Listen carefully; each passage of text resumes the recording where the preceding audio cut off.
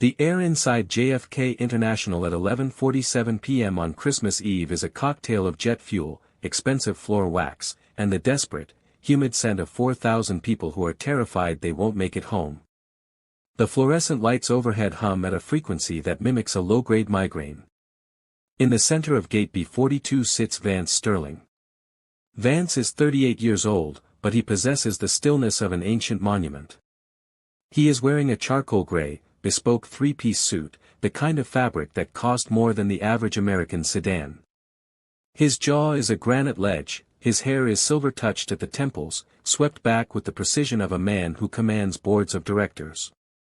But Vance is not looking at his phone. He is not checking the Bloomberg terminal. He is staring at a small, battered object resting on his $4,000 leather briefcase, a one-eyed teddy bear. The bear is a grotesque contrast to the luxury surrounding it.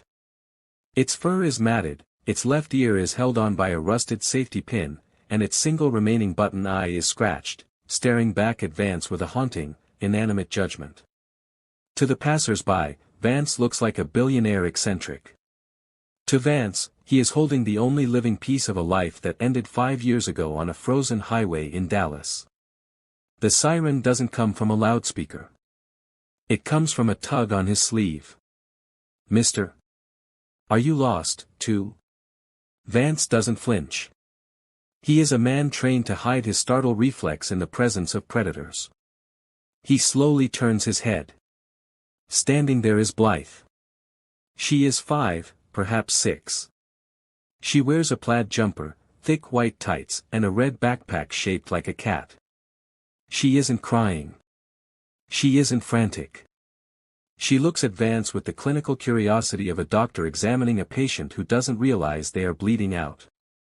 "I'm not lost, child," Vance says, his voice a dry rasp, the sound of a throat that hasn't spoken in hours. "I am exactly where I intended to be." "My mommy says that's the biggest lie grown-ups tell," Blythe counters, her voice slicing through the ambient roar of the terminal. "She says people only sit that still when they've forgotten which way is home. You've been here since the sun was up. I saw you from the Cinnabon." Vance feels a cold prickle of awareness. He has been watched. By a child. Enter Officer Grint. Grint is the kind of man who was bullied in high school and spent the rest of his life seeking a badge to settle the score. He wears a TSA supervisor's uniform like it's a general's regalia. He's been pacing the perimeter of B42 for 20 minutes. He sees the billionaire. He sees the child. He sees the opportunity. "Problem here, sir." Grint's voice is oily, a manufactured concern. Vance looks up. He doesn't see a public servant, he sees an obstacle. "No problem, officer. The girl was just asking for the time. Is that right?" Grint steps closer, his hand resting on his belt. He looks at Blythe. "Kid, do you know this man?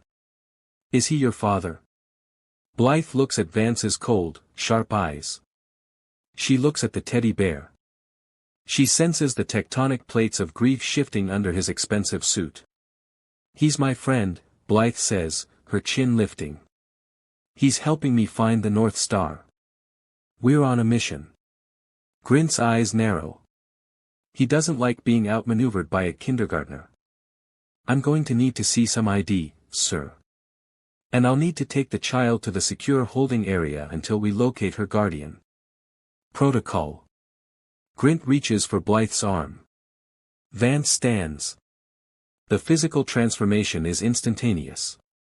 When Vance Sterling stands, the air in the terminal seems to thin. He towers over Grint. The titan that built empires in Silicon Valley and real estate in Manhattan wakes up. "Take your hand off her," Vance says. "The volume is low, but the authority is absolute. And if you touch that bear, I will spend the next 48 hours buying every debt your family has ever accrued and calling them in by Monday morning. Do you understand me, officer?" The surrounding travelers stop. Phones are raised. Grint blinks. He sees the predator. He retreats, but he barks into his radio. Security to be 42. Suspicious activity. Possible interference. Vance takes Blythe's hand. Her skin is warm, his is ice. They move away from the gate, disappearing into the sea of travelers. Where is your mother, Blythe? She was at the gate, but then the man in the blue coat came, Blythe whispers. The man who yells. Mommy told me to go to the Candy Palace and wait. But I saw you instead. You looked more important than Candy. Vance's internal risk assessment goes into overdrive. The man who yells. This isn't just a lost child. This is a domestic flight or fight. Vance bypasses the lines, swiping a black titanium card that opens doors the public doesn't even know exist. They enter the Centurion Lounge. It is quiet. Soft jazz. The smell of bergamot and bourbon. Vance sits her down at a mahogany table. He orders 2 hot chocolates. We wait here, Vance says.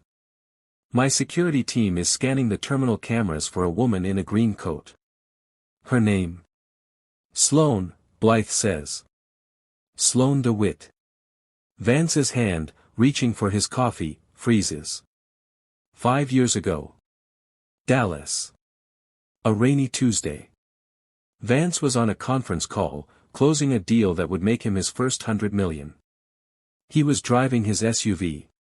He was distracted. He didn't see the sedan hydroplane into his lane. He survived. His wife and daughter didn't. The driver of the other car was a woman named Sloane DeWitt. She lost her husband in that crash. She was the one who handed Vance the teddy bear in the hospital, the bear that had been thrown from his daughter's car seat into hers. They were bound by blood and wreckage. He had spent 5 years sending her anonymous checks because he couldn't face her in person. And now, her daughter was sitting across from him, drinking cocoa. The lounge doors slide open. It isn't Sloane. It's Julian. Julian is the antagonist of the present. He's Sloane's ex-husband, a man from a prominent Boston family who thinks wealth excuses malice. He is the man who yells. He has been stalking Sloane across the country, trying to use Blythe as a pawn in a bitter custody war. He spots them. He strides across the plush carpet, ignoring the staff. Sterling, Julian sneers. He knows Vance. I heard you were playing nanny in the terminal. Give me the girl. Vance stands again. But this time, it's for blood. Julian. You have a restraining order in 3 states. You're currently trespassing in a private lounge. If you take one more step, you won't leave this airport in a taxi. You'll leave in an ambulance. She's my daughter. Julian shouts, his face turning a mottled purple. She's a human being, Vance counters. And she's terrified of you. Which tells me everything I need to know about your rights as a father. Sloane DeWitt bursts through the doors. She is disheveled, her eyes red from crying. She sees Julian. She flinches. Then she sees Vance holding the teddy bear. She stops. The world stops. The recognition is a physical blow. The man who killed her past is holding the key to her daughter's future. Vance, she whispers. Julian tries to grab Blythe. Vance's arm moves like a piston. He catches Julian's wrist in a grip that could crush a marble. Officer Grint is outside, Vance says calmly into his phone. Tell him the suspicious male he was looking for is right here. And tell him if he wants to keep his job, he'll arrest Mr. Julian for violating a federal restraining order on airport property. Grint enters, seeing the power dynamic has shifted. He sees Julian, a man with no Titan aura, just a loud mouth. He sees the opening to be a hero. He tackles Julian. The storm outside JFK has broken. The moon is visible through the glass. Sloane, Blythe, and Vance stand at the gate for the 2 a.m. flight to Portland. Sloane looks at the bear. Why did you keep it, Vance? All these years? I thought if I held on to it, I was holding onto them, Vance says, looking at the matted fur. But I realized tonight. I was just staying lost so I didn't have to find a new way home. He hands the bear to Blythe. This is for you. It's a brave bear. It survived a lot. Just like you. Blythe hugs the bear. She looks at her mother, then back at Vance. Are you coming to Portland, too? Vance looks at Sloane. There is no romance here, not yet. There is something deeper. There is the shared recognition of two people who have walked through the fire and come out the other side. I have some things to finish in New York, Vance says. But I hear they have excellent checkers players in Portland. And I owe someone a rematch. Vance watches the plane taxi away. He pulls his phone out. He deletes his calendar. He deletes his mergers folder. He opens a blank email to his assistant. Subject, out of office. Body, I've gone to find the North Star. Don't wait up. As the screen fades to black, we see a shot of the airport seat where Vance sat for 10 hours. It's empty. But there, lying on the floor, is a single red gummy bear. Have you ever met someone for one moment and somehow they stayed with you forever? Drop your story in the comments. And if you want more cinematic, heart-forward stories like this, subscribe, hit the bell, and join this community. Where are you watching from?